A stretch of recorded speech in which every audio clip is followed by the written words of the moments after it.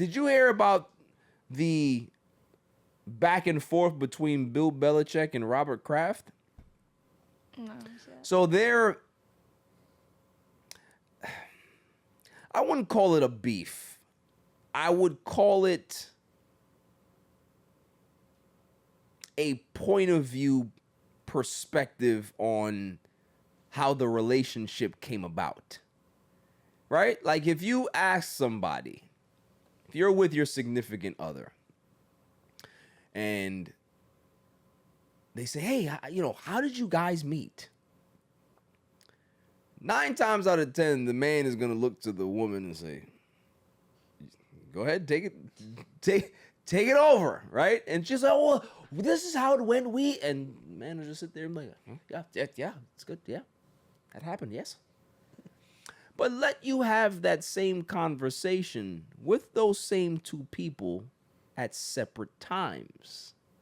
Now we have separate perspectives on how that actual relationship started. It's the same thing with Bill Belichick and Robert Kraft. Robert Kraft said that Bill Belichick was a risk to be able to hire him out the gate because he wasn't super successful in the NFL as a head coach. That's true, right? So I think Bill Belichick heard that, and Bill Belichick answered with, well, there was also a risk on my side going to the Patriots too, because who the F are the Patriots at that point?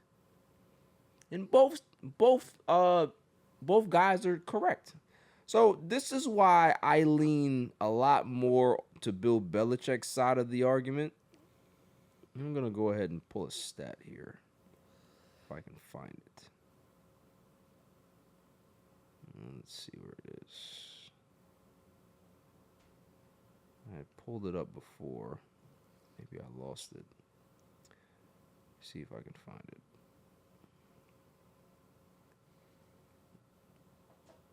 Oh, here we go.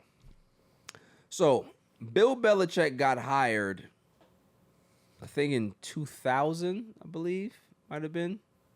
He got hired because he said that too. He said he had the New York Jets job lined up. It was his. It was his to take. The reason why he declined signing with the Jets is because he didn't trust the new management. And boy, was he right. He said it was too unstable and he did not trust. He needed something stable. Robert Kraft is stable because obviously he's the owner. He's not going anywhere. And the Patriots weren't this glamorous place to be able to go. But Bill Belichick's also taking a risk too, because this might be the last stop of his career if it doesn't go well. Would you like for me to tell you what the Patriots' record was before Bill Belichick got there? They were 9-7 in 1998, lost in the wild card round. 1999, they were 8-8, missed the playoffs. 2000, they were 5-11. So Bill Belichick took over, I believe, a 5-11 team. And then the next year, he won the Super Bowl. So this is not a team that was super successful. They had a run here, like 1998, 9-7, lost on a wild card, like I said. 1996, 11-5, lost in the Super Bowl. Obviously, that's very successful. They lost to the Packers. 6-10, 95, didn't make the playoffs. 10-6 in 94, lost in the wild card. And then from 93 all the way going back to 89, they averaged about 4 wins a season. So we're not talking about a successful franchise.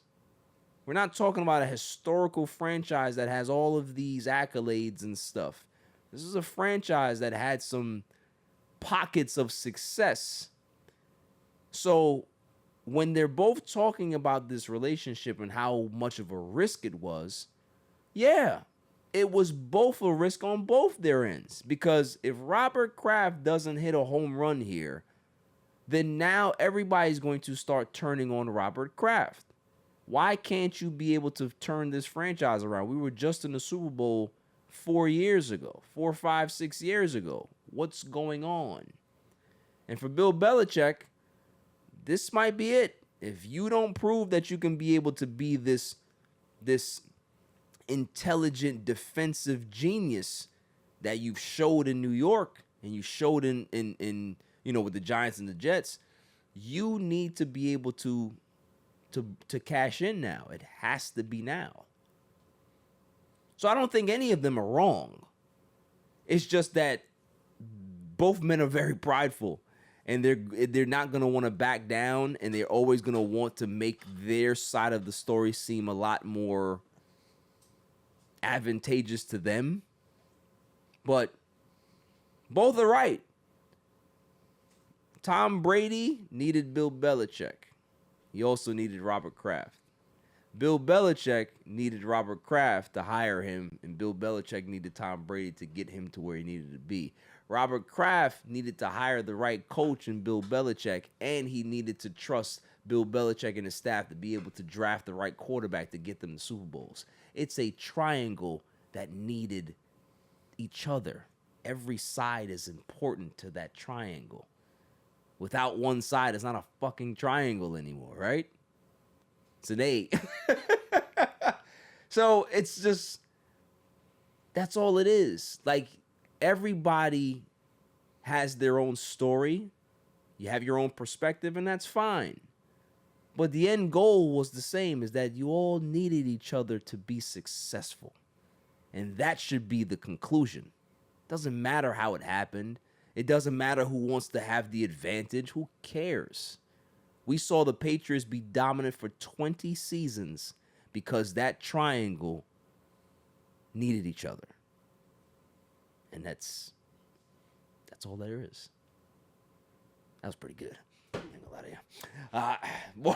I tell you, whatever radio station is listening to, I don't want it. All right? I don't want it. I want my own stuff.